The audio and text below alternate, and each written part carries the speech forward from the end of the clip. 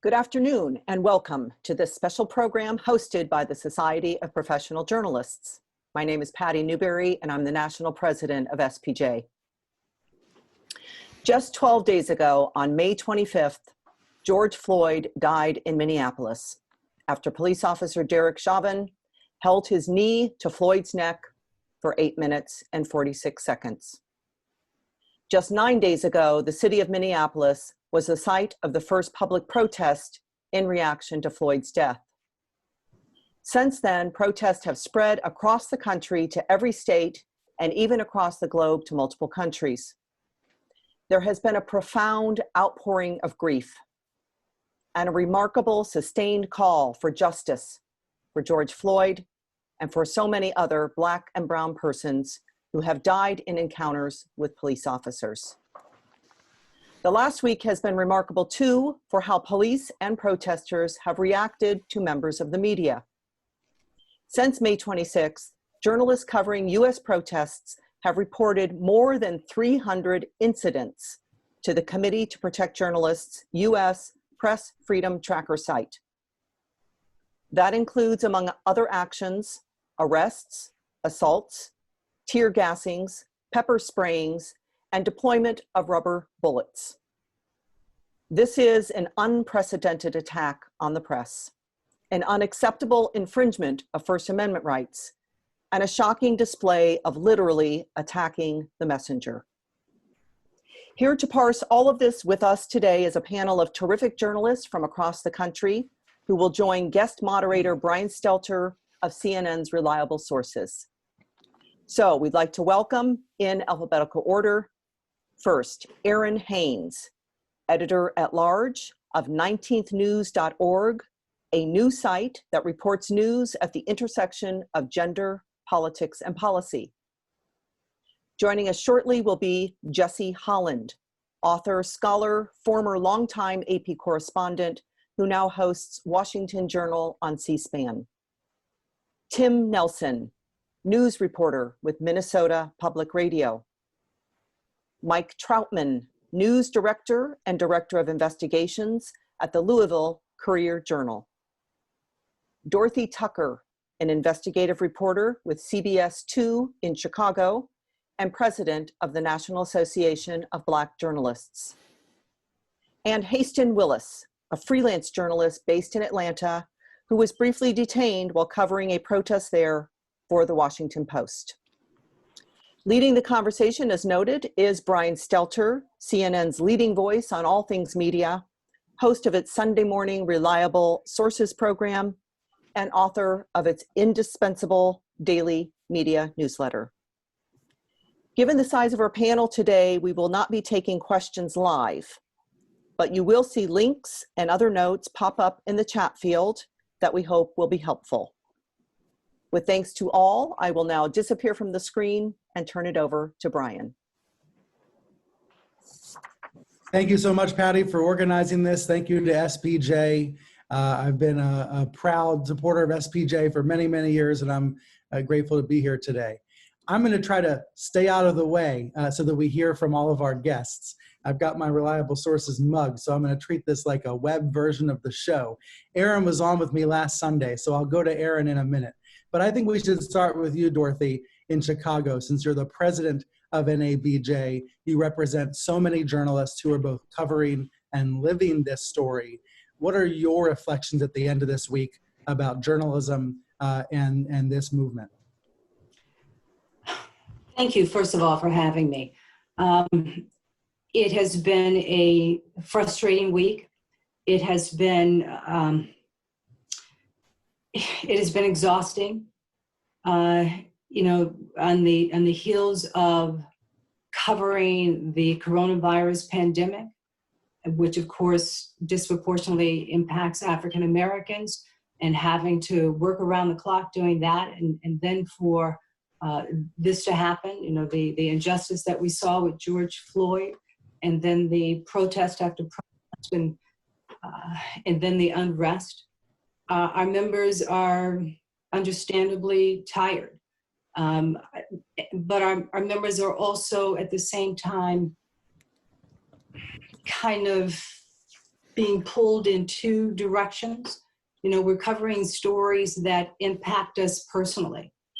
You know, during the coronavirus, when we were focusing on that, there were a number of our members who personally were positive for COVID-19.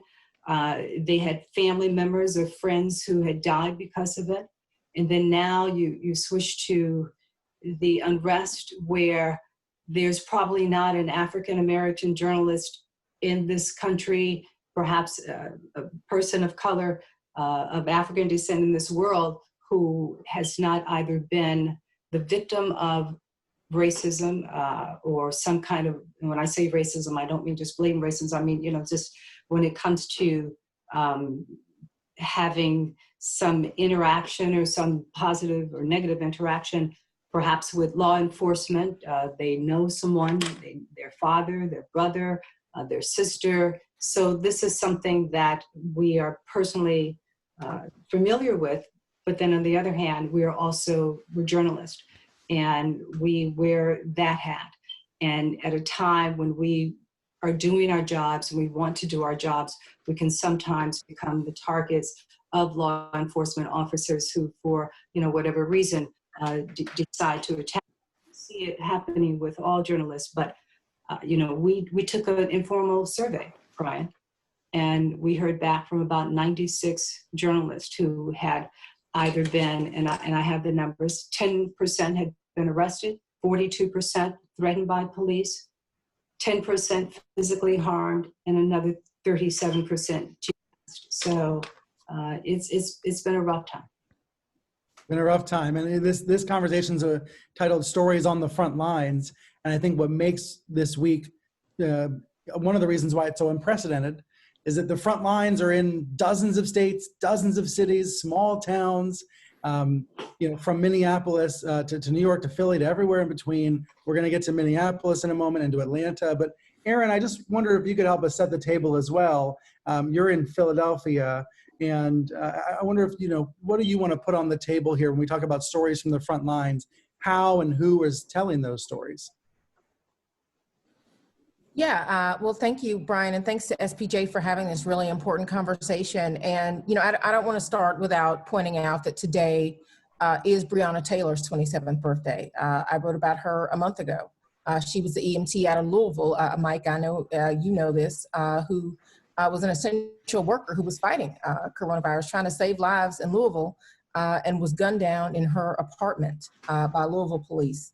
And as justice,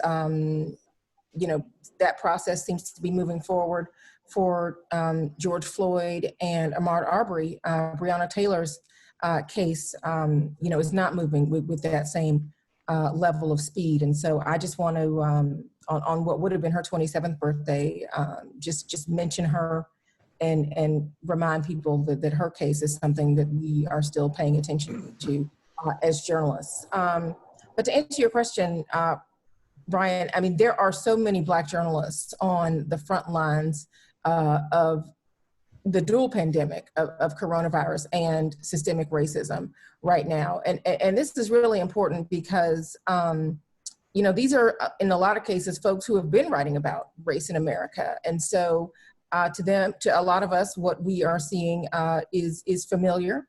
But obviously what is unfamiliar is that folks are doing this, with masks on. And covering people who are literally putting their bodies on the line because, dealing with a pandemic and then the myriad inequalities that have been laid bare by this virus. And also in the midst of what is perhaps the most consequential election that most of us will cover. The confluence of all of those events really does make this an extraordinary moment. For so many journalists of color. But I think what we also are seeing is what should be, and I hope must be, a national reckoning on race in American newsrooms right now. Because, what we know is that progress on diversity and who those storytellers and gatekeepers are has not gone far enough. And, organizations like my beloved NABJ, which President Tucker leads, is celebrating its 45th anniversary this year. And I think that this is a moment for us to also reflect as an industry about how we can also take this moment to talk about how we as an industry move this conversation forward so that we do have a new normal on race, just as we will with coming out of the coronavirus as the country reopens. Yeah, I want to make sure that we talk about those big picture issues, as well as get specific about what's happened in some of the cities this week. Let's, we've set the table in a broad way. I want to make sure we go back to those themes about, diversity, integration of newsrooms, who is telling these stories. But let's drill down now onto some of these specifics about what's happened in Minneapolis and Louisville and elsewhere. Tim Nelson of Minnesota Public Radio, you've been in the thick of it, covering the George Floyd protests, the movement, the I Can't Breathe movement. Tell us about what your week has been like. It has been smoky, tear gassy, incredibly kinetic, chaotic, frightening at times. I fortunately have not been injured, but it has not been for lack of people trying at a couple points. I guess my experience, I think my perspective is I really want to take issue with the premise of police targeting journalists, because that's not what I'm seeing out there. What I'm seeing is some indiscriminate use of force. And I think that as journalists, what we need to also do is look around and see the other people that are being injured and tear gassed. I mean, we've seen social media of people, several instances here in the Twin Cities of people saying that they've permanently lost vision in one eye because of, marker rounds hitting them. I've seen some pretty serious injuries, not with journalists. And I think part of that is it is an expression of the historic anger we're seeing here, that these protests are incredibly kinetic. I mean, incredibly kinetic. I have seen more firearms, more people walking around with guns on the streets of Minneapolis than I have in my 30-year career. It is truly frightening. They haven't pointed them at me at any point, but it is deeply concerning. The other thing, I think that since Charlottesville in 2017, I think we all have become aware of the incredible danger of vehicles. And that's one of the things I've seen here. You saw on Sunday the horrific video of that tanker going into a crowd of protesters. On Friday night, I saw a gentleman try to ram an SUV into the back of a working Minneapolis fire truck, stopped only by 3 National Guard members raising their rifles to his windshield. 2 days later, the National Guard fired on a civilian vehicle in Minneapolis. I think there's a lot going on out there, and that we're not the only ones that are subject to this.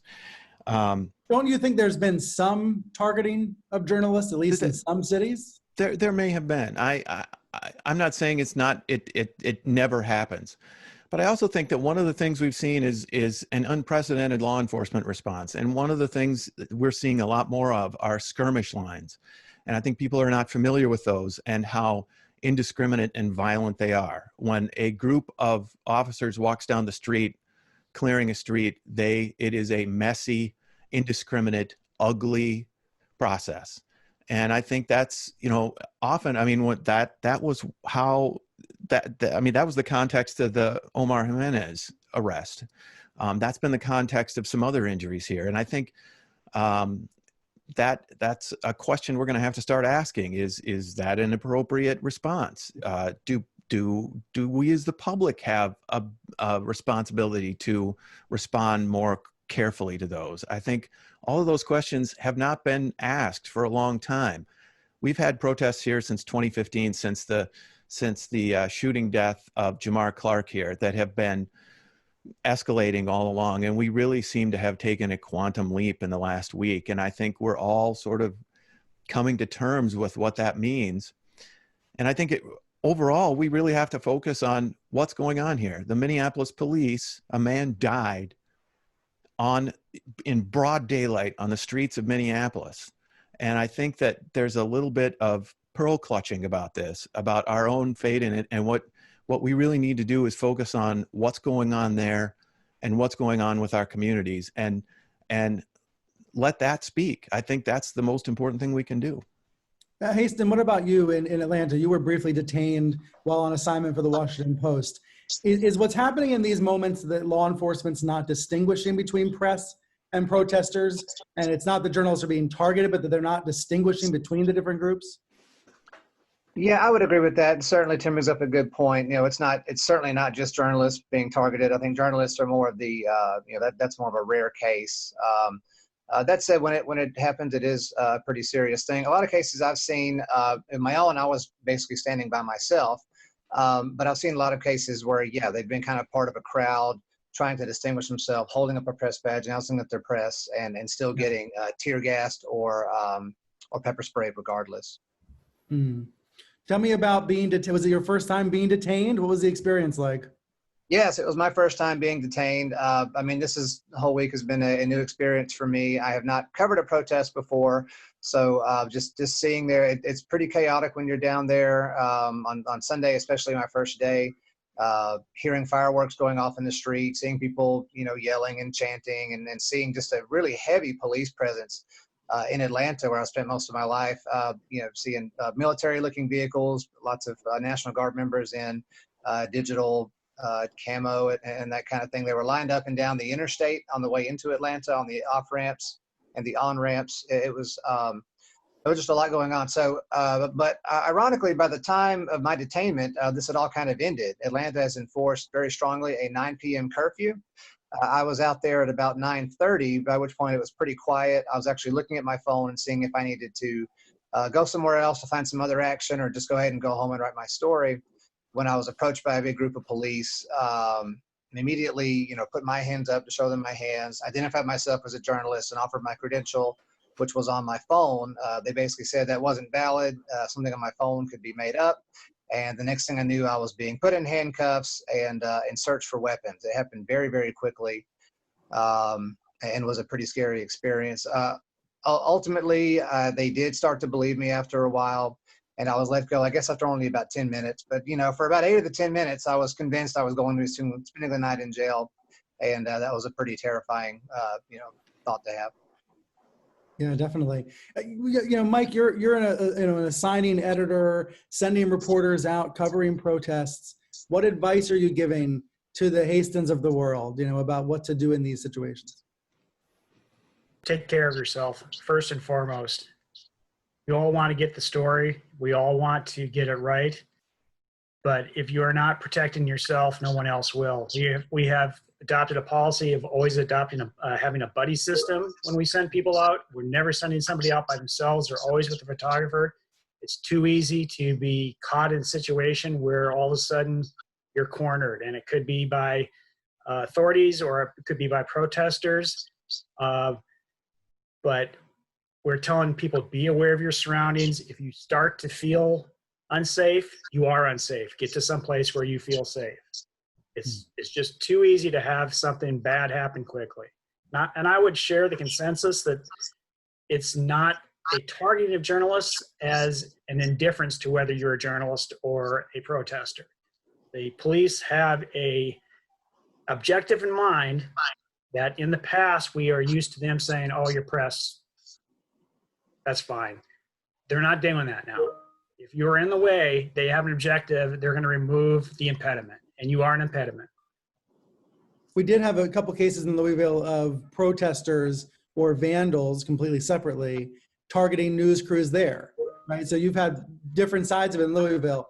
One television news crew hit by rubber bullets sorry, not rubber bullets, pepper balls. Pepper balls live on TV. On the other hand, a news crew's truck, destroyed by vandals. So what we see is that there are multiple issues out in these spaces in real time. And it puts journalists in a really precarious situation, because we actually, as equipment, wanted to give all our journalists reflective vests that said press on them. Wear these. Make it very clear to law enforcement exactly who you are. most of them, after the first time they went out, ditched them because they said it made them targets for people who were on the other side of the equation. So it's a tough spot, quite frankly, for people. Yeah. I certainly, when I was out on Monday night and there was destruction happening on east side of Manhattan, the last thing I wanted to do was identify myself, even though that might, normally be that is normally a best practice. Let's go to Jesse Holland, our last voice here. I want to make sure everybody's gets in once, and then let's go around again. Jesse, you just added in the chat, you said the buddy system is crucial, to stay safe, but also to have a witness to what's going on. Tell us more about that. Exactly. That's one of the things that I've been telling my students. I teach journalism at Georgetown and at New York University, and that's one of the things I keep telling our students. You can't go out there alone, because all of us as journalists have heard and seen over the years things that happen at protests that never show up in a police report. That you go back later and you ask the police, well, what about this? We're hearing this.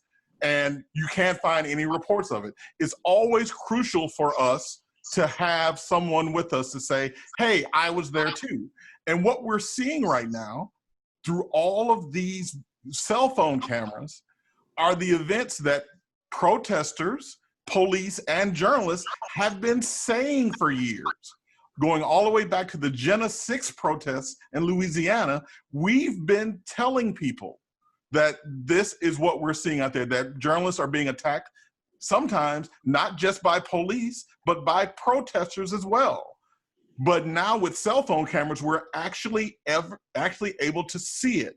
So we don't have to argue about a he said, she said over what's happened. We can actually show people. And I think that's what's surprising a lot of people right now who are watching at home because they're quarantined or because they're home because of the coronavirus.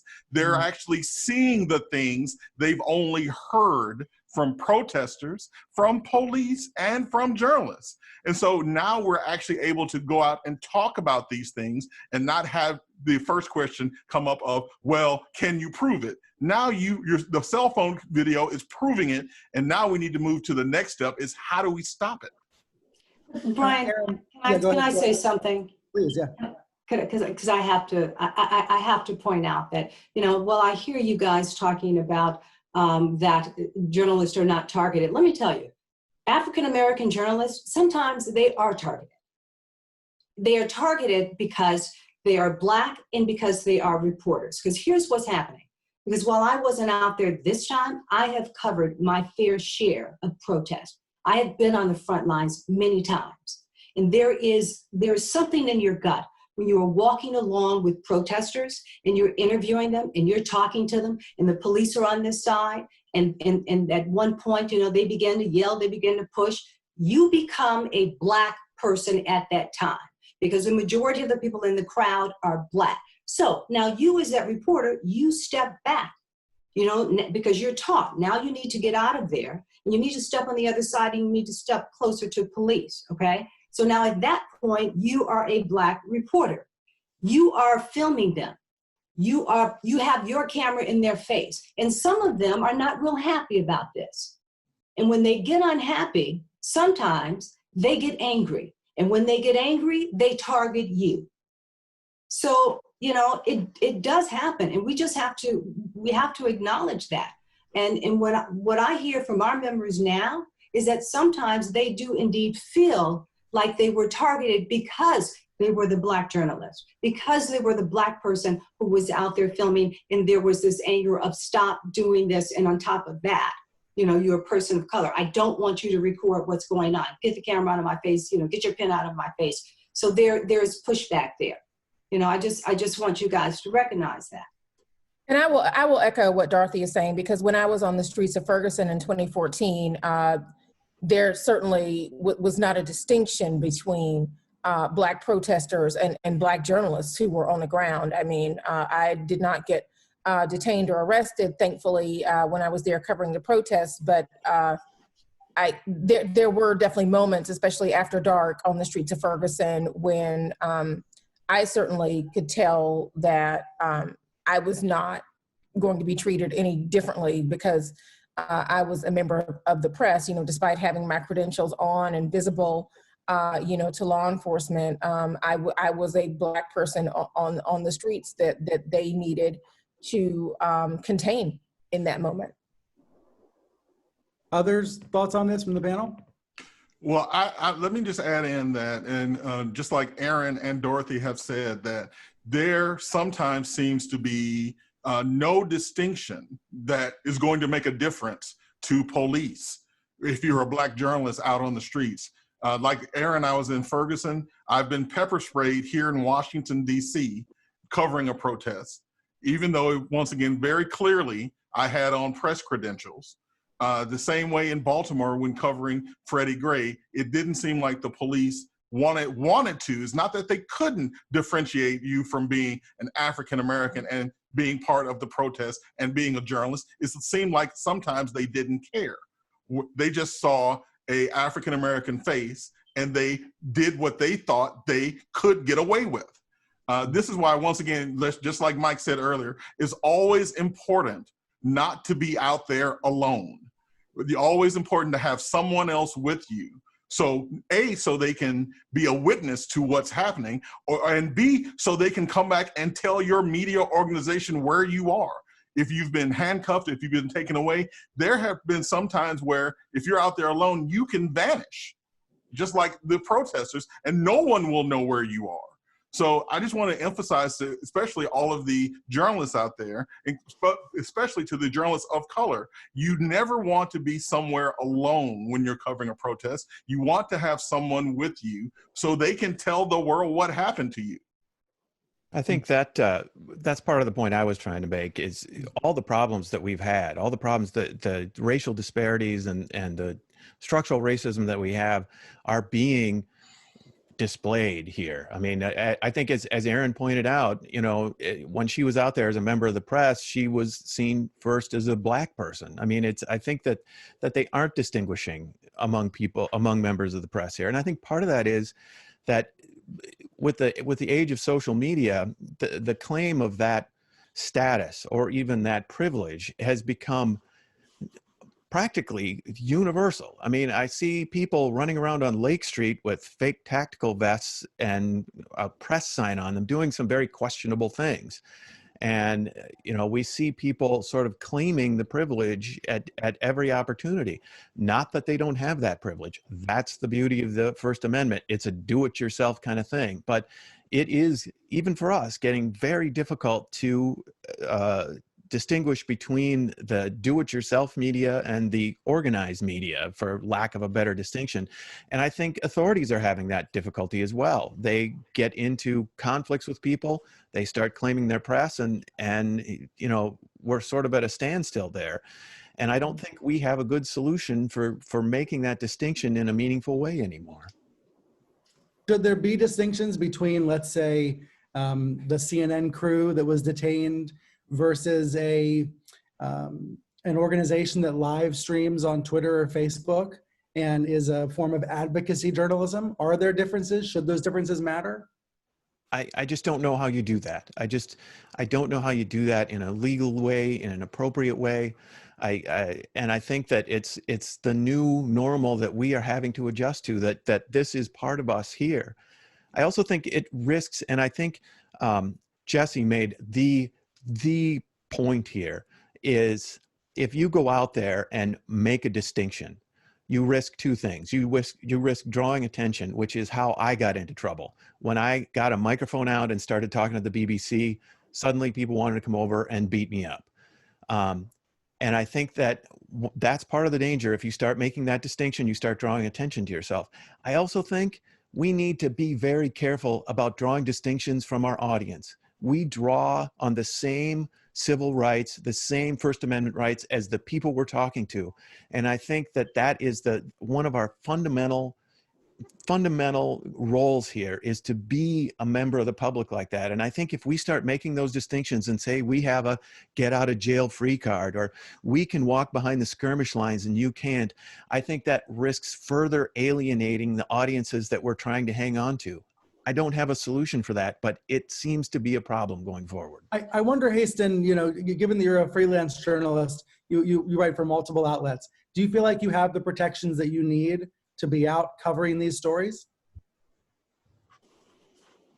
You know, it never had come up before. I've been a journalist for 10 years now, and I had, you know, the Washington Post, they emailed me the credential they sent me, and it just didn't cross my mind. Okay, I got that on my phone. I'm good to go. I just hadn't thought about it. It just never been an issue before. So, so at this point, of course, I'll be more, certainly more careful while I'm out there. I like the idea of the buddy system. I had not heard that prior to this call. In my case, I was lucky that what was happening to me was actually broadcast on one of our local TV stations. So yeah, there was a record of what was happening to me. I do know an AP reporter contacted the Atlanta police later, and they said there was no record of my detainment. So that kind of gets into the issue of what was brought up earlier. If I hadn't been on TV, I guess it would just be kind of my word against theirs if anything happened to me at all. And Brian, before you go on, there is a solution here. The solution is no unnecessary police violence. That's the solution, instead of us trying to figure out how we're going to distinguish reporters from protesters or citizen journalists from people like us who work for mainstream media organizations. The solution's not on our side. The solution actually is on the side of the police. We know that they have their job to do. One of the first things I always tell my students is always obey the orders of the police. And I think all of us as journalists do that. We're not trying to get in the police's way.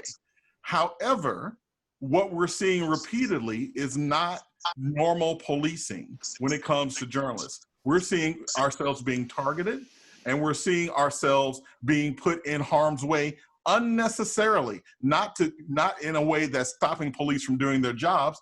Sometimes we're being targeted. And that's not something that we as journalists can change. We can tell people that it's happening to us, but we can't make police officers change their behavior in these ways outside of telling the world, this is what's happening. But wait a minute, why, to some extent, you say we can't, but why couldn't we say to some of those police officers, or better still, why couldn't the news managers contact the superintendents of every local jurisdiction of the state and say, look, this is what is happening to our reporters. This is what some of your officers are doing. They are crossing the line. They are violating our First Amendment rights. They are sometimes arresting and detaining a journalist when they should not. We need you to, one, know this is happening, two, talk to your officers, and three, penalize those who do indeed violate the rights of journalists. And perhaps there needs to be some training that needs to go on in these police stations. You know, perhaps there needs to be a reminder of what we do. This is our job, to document the news. We have a right to be there. And I think sometimes that the superintendents and the chiefs need to be reminded of that, and need to, and in a case like this, you know, to tell their staff that. Remind them, remind police officers. I am wondering what, you know, the ACLU has sued in Minnesota, you know, maybe that case will establish some standards. The Reporters Committee has written a letter with 100+ news outlets on board. I am wondering if some of these different efforts to speak out against some of these actions, you know, can help create new rules for the road. Is that too hopeful, maybe, Dorothy? I don't think that's too hopeful at all. In fact, I think it's something that should be demanded. You know, I mean, you know, we of course at NABJ, we've joined forces with those who are asking for some change, and you know, and I think it's something that we should again, let's put it in the hands of those local managers to reach out to the superintendents. You know, every time something happens, it should be reported. You know, and there should be a sit-down conversation explaining this is unacceptable. And it needs to change, and we need to make sure this doesn't happen. So I think if it happens on a local level and it happens nationally, then perhaps we will see some change. I think it's imperative that we see change. And Brian, let me add this in right behind Dorothy, because I want to emphasize what she's saying here. What she's saying is that the news managers and the publishers need to have a relationship with the police that begins before the protests start. We don't need to wait until something else happens this summer for our news managers and our news publishers to go to the police chiefs, the mayors, and the governors to say, hey, you see what happened a few months ago? Let's not have that happen again. Here are the rights that journalists and citizens have. Let's talk with your police chiefs, your police captains, your lieutenants, and talk to the police officers on the street now so we can have that relationship solid before it happens again. There are too many police officers out there right now who've never had to be in this situation before. There are too many journalists out there who've never had to be in this situation before. There needs to be training on both sides, on the police side and the journalism side, to make sure everyone stays safe in this situation. Mike, does that resonate with you since you're the news director in Louisville? You know, is that the kind, yeah. Absolutely. We have very young journalists that we're sending out sometimes, and don't think that that doesn't give me heart palpitations every time. We try to let them know the expectations, what they might meet there, but until you're actually in the fray, you just have no idea and how you're going to react, and whether you react in a way that will help, you know, tamp down danger is crucial. And Dorothy, I think you're absolutely right that we need to put pressure as organizations on police so that when they do unacceptable things, we let them know that so it doesn't happen the next time. Jesse, I also think you're absolutely right. The bad thing here isn't that they're targeting journalists. The bad thing here is happening at all. I mean, nobody should be subjected to this type of treatment, and we're seeing it repeatedly. So what is it that is making it happen? I think that's the underlying question that we've been trying to get out. We just had a man shot to death in our West End, which is a very diverse area, who was a friend of the police for years and years and years. They would come to his barbecue shack and he would serve them barbecue for free. And on Monday night, we had National Guard and police forces come in to an area that was crowded after curfew. No protest, just crowded. They moved him out. They started shooting off some pepper balls. He got angry because he saw one of his people come in, one of his nieces looked like might be getting hurt. He didn't know what was going on. And it looked like he drew a gun, and he ended up getting shot and killed. Why did that happen? Well, there were a lot of different reasons, but in part is you have to look at what it was that set off the events in the first place. Talking about reporting on the front lines, we've talked about, you know, when journalists are being hit by rubber bullets, when they're being pushed back. Let's talk about the other elements of reporting from the front lines in the past week or so. Dorothy, what else are you hearing from your members about this experience of reporting? Do you mean just in terms of the protest stills, or just still being? Well, I feel like targeting journalists being hit by tear gas and pepper spray, these are all factors. But I'd like to hope that there's also I think some of our members are also concerned about what's happening in their newsrooms. You know, I mean, first you're on the front line, and you're dealing with, again, you know, just feel like you're wearing the two hats there and stuff, and you're targeted because you're African American, targeted because you're press, and now you have to go back to the newsroom. You've got to write your story, and there's a sense that you spend half your time trying to explain the message, you know, with some of your colleagues, you know, trying to act as the ambassador to the Black community and make sure that there is fair and accurate coverage, you know. So I'm thinking of, and you guys know them, all the different things that we've seen. What was that recently? The Philadelphia Inquirer. You know, the headline said Black Lives Matter in soda buildings. Excuse me? You know, I mean, so you have to, you know, it's kind of a sensitivity or lack of sensitivity in that regard, that now our members are beginning to have those kind of conversations and say, just like we're talking about change in America in terms of issues of racism, we also need to see some change in the newsroom. I have to wonder who was not in the room, or who was in the room when certain things happen. You know, at the New York Times, an editorial, who was in the room that lets an editorial go out that says, you know, let's use military force? That is an issue with lack of diversity. You know, that's an issue with not enough Blacks in upper management, not enough Blacks in management. You know, that's an issue of newsroom not listening to the African Americans who are on their staff. So, now it is all encompassing. And these are also the things that I think is imperative that we talk about in this day and age.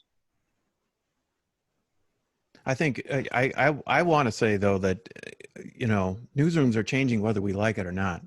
They're changing from outside. I mean, the real journalist, the real photographer that we have to thank for all of this, or to thank for bringing this to light, is Darnella Frazier, who took that Facebook video. We would not be having this conversation if not for the bravery of one young woman standing on the sidewalk with her cell phone. Is she a journalist? Was she practicing journalism? Is that the face of journalism coming forward? I appreciate what you say about, interaction between news managers and authorities, but we're past that now.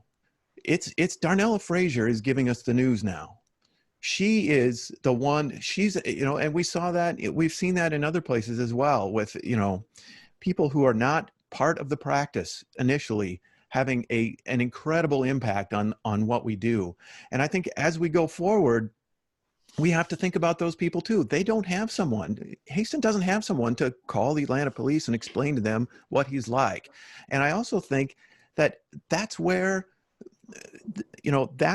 people traditionally underrepresented in the media get in. They start by themselves. They step up and start doing it. And there isn't someone there to explain to the police what they're doing or what their intentions are. And I think somehow we have to figure out a way to make it safe for everybody, not just those who have, someone that clicks the box on their time card every Friday. And I don't know how we do that. I think that's a problem going forward that social media presents to us, that we can't seem to crack that nut. But here, Tim, let me just add this behind what you said. The expectations of quote unquote professional journalists is different from what we see from citizen journalists. We're expected to provide context. And that's not what we're seeing in a lot of the coverage that we are putting out there. None of this is happening in a vacuum. It's not just George Floyd. It's not just Trayvon Martin.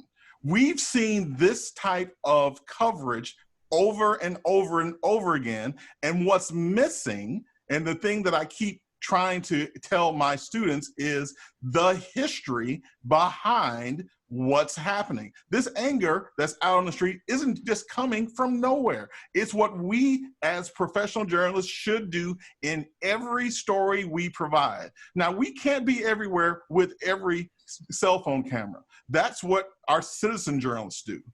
But when it comes to the professional media, we should not only be able to tell them what is happening, we should be able to provide them the context behind what's happening. That's why you need your experienced journalists. That's why you need your diverse journalists. That's why you need your local journalists to be able not only to tell what happened on that street to George Floyd that day, but the history behind policing in the United States, the history behind George Floyd's community, and the history behind the journalism that it takes to bring this type of information out there. This is why journalists like Ida B. Wells had to do what they did in the past, because no one else was providing the context. And that's what I'd like to see us in the mainstream media do more: provide the context, the history that we need to understand the things that are going on out there on our streets. And, while we're talking about history, I would just piggyback on what Jesse is saying, because, another thing that's similar to this, this moment is unfolding,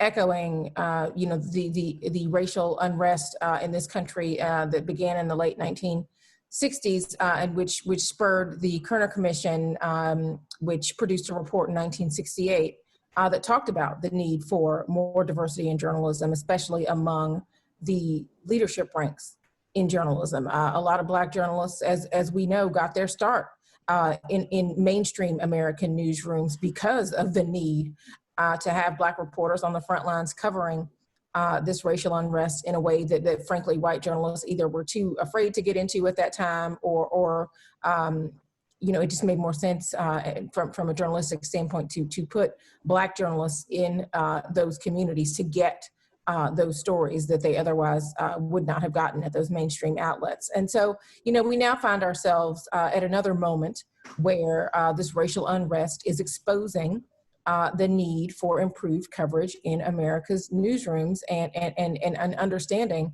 that the reason that coverage needs improving is because of the continued lack of diversity, especially at the top in too many of our country's newsrooms. And so, we know what the solutions are. We know what the solutions are to systemic racism, and we know that journalism is not immune to systemic racism and are among the structures and institutions that are also in need of change in this moment. I think one of the other factors when we think about stories from these front lines is making sure that we actually hear from the people that are protesting, hear from the people that are out there in these communities. Because one of my critiques of the past week, mostly about television, is that it's, too much talking head conversation and not enough protester voice, or for that matter, police voice. But let me hear from the people. I think newspapers tend to be better at this than national television networks. Local TV tends to be better at this. But I wonder if you have any thoughts about making sure that we hear from people that are actually on the ground.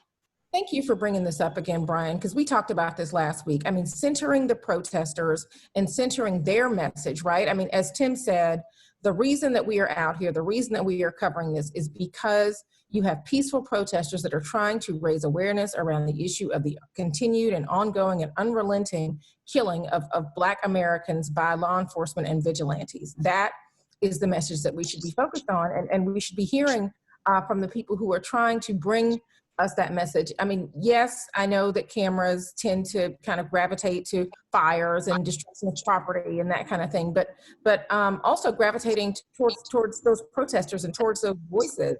It's not enough for somebody to just kind of say as images are flashing across the screen, to mention George Floyd or Brianna Taylor or Ahmaud Arbery, but to hear from those people in their own words about what got them out in the streets, specifically in the midst of a pandemic, at risk to their public health, because they also see racism as a public health issue that they need to be speaking out against right now. I think it's important, the one thing that I want to see, Erin's point, it is important, and what I have not seen enough of is, again, Brian, particularly in broadcast, the distinction between the protesters, the peaceful protesters, and the looters. I keep hearing sometimes people who are on television will say, "Oh, and then the peaceful protest turned into violence." Well, it's two different things. It is, because I've spoken with some of these protesters. And what was most glaring to me, at 9 o'clock, they were home because they were out there protesting in the afternoon. They were home. So those people who were out in the street hadn't been out there at 2 o'clock in the protest. They didn't come until dark, and so I just really, it just bothers me when that phrasing is used. And I think it's important for us to, as broadcasters and for us as journalists, to remind those who are covering the stories that there's a distinction here, because it really is insulting to those who are out there protesting for injustice, and for the right reason. Before we go, let's all whip around. I want to hear from everybody here about what you'd like to see from journalism and for journalism in the weeks ahead.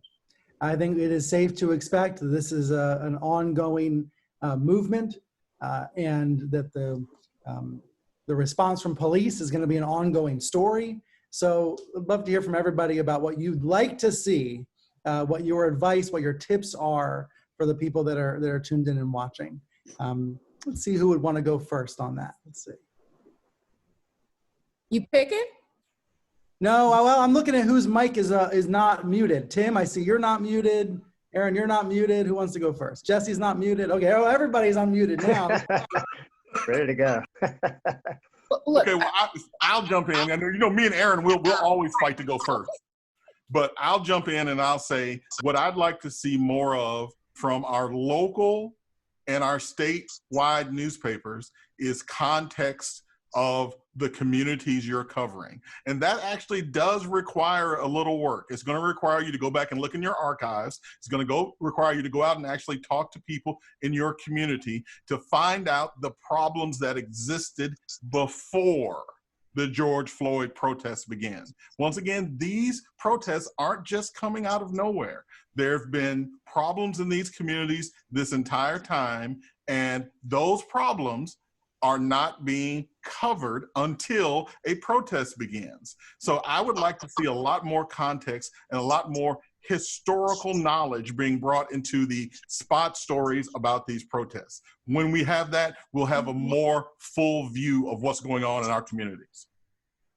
I'll go next and just say, I mean, I think what I would like to see, because we know, this country's short-term memory is not great, right? And eventually the cameras are going to leave, the lights are going to leave these communities.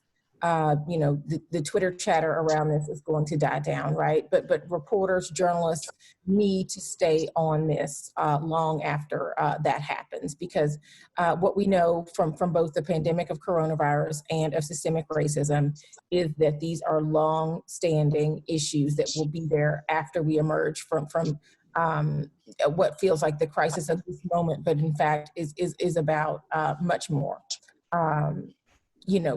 What if we covered systemic racism as breaking news, right? As all of the inequalities that have been laid bare in these past few months are things that we can be writing about and should be writing about all of the time, and keeping pressure sustained on these issues until they are changed. That is the only way that things are going to be different. I mean, treating systemic racism as a pandemic as opposed to, a common cold that we need to just treat and move on from is really what how we need to be thinking about approaching this coverage going forward. I'll say that I think where we start is, for our organization, is we're looking within. We are trying to identify ways that we can get traction, get movement on what has seemed for years and decades to be intractable problems.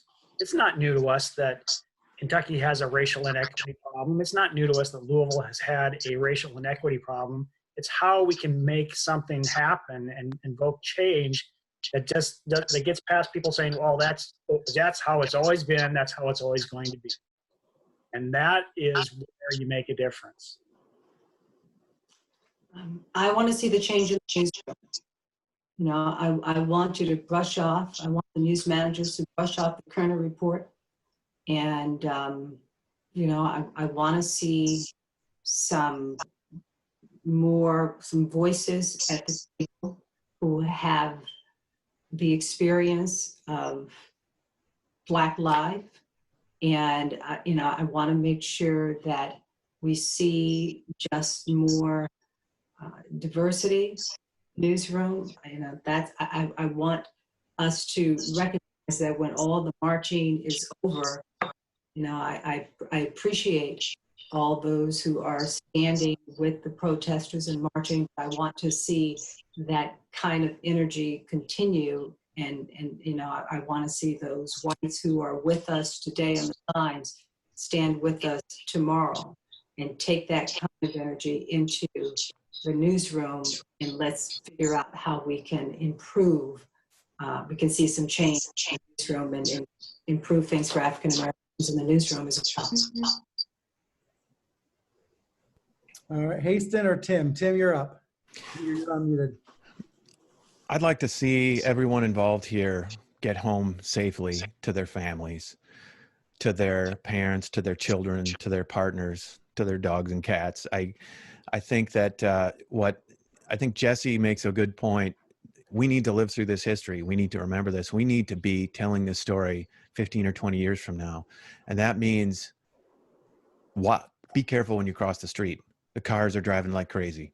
That means watch out for people with firearms. That means be conscious of your own safety. Don't get distracted by your smartphone. I think as much power as that has given us in the street and in live journalism, what I see a lot is people just being distracted by it and wandering into things that they should not be wandering into. We need people to keep telling this story. mainstream journalists, individual journalists, bloggers, streamers, everybody. We need you to keep telling this story, and we need you to be safe and coming home to your families, and take every step you can take to make sure that happens. Haisten, final hope from you about journalism in the weeks ahead? Yeah, I've got two thoughts. I mean, one is just the police and also some of the people who are attending the protest. Just please, let journalists do their job without interference. The last thing a journalist is going out there and doing is trying to become part of the story. I certainly did not want to find myself on TV Sunday night in handcuffs. Been stories written about me, and I certainly appreciate all the support I've got. But what I want to go out there and do is tell the stories, talk about George Floyd, talk about the protests, talk about what is happening on the streets, and not what's happening to journalists. So if we're just allowed to do our jobs, we can focus on those things, which is what should be happening. So that's my first thought. My second is, that there should be, as the protests, I guess, will eventually die down, continuing to focus on this and focusing on specific things that can happen, specific things that can change. I saw a great story the other day about police unions and some of the union contracts that they signed. I thought that was really fascinating, the way that these contracts kind of protect police. They're able to they can be fired and come back to a different department easily, for example. I know in Georgia, we're one of the last states that doesn't have a hate crimes law. And there's talk about finally getting one of those passed here in our state. So focusing on these kind of specific things that can change going forward after the protests. Well, that is a perfect way for us to leave it. I want to thank everybody for participating today, and thank the Society for Professional Journalists for bringing us all together. For me, I find myself thinking that we should zoom way in and zoom way out, meaning, rather than seeing 100 people in a crowd at a protest, let's zoom in on an individual face, tell that person's story, tell that person's experience. And then I think we should zoom way out, rather than showing one block where there's unrest, show the whole neighborhood, show the history of the neighborhood, show the roots of the injustice. I find that when I'm watching television or reading a story, I'm most satisfied and interested as a reader and a viewer when we're zooming way in and when we're zooming way out. And most of all, before we go, I want to thank the journalists who are on the call, both our panelists and the people watching, because these past few months have reinforced the need for journalism like no other months. I mean, I'm sitting in my bedroom here with a television camera and lights behind us because we've been broadcasting from home for months. It's a strange, unsettling time, but also a time that reinforces the value of this profession and this work. And clearly, people want and need what we're doing. Everybody on this call sees the web traffic, sees the ratings, sees the interest from the audience in the work that we are doing. And that should be uplifting for all of us. Thank you to our panel. Thank you to SPJ, and stay safe, everybody.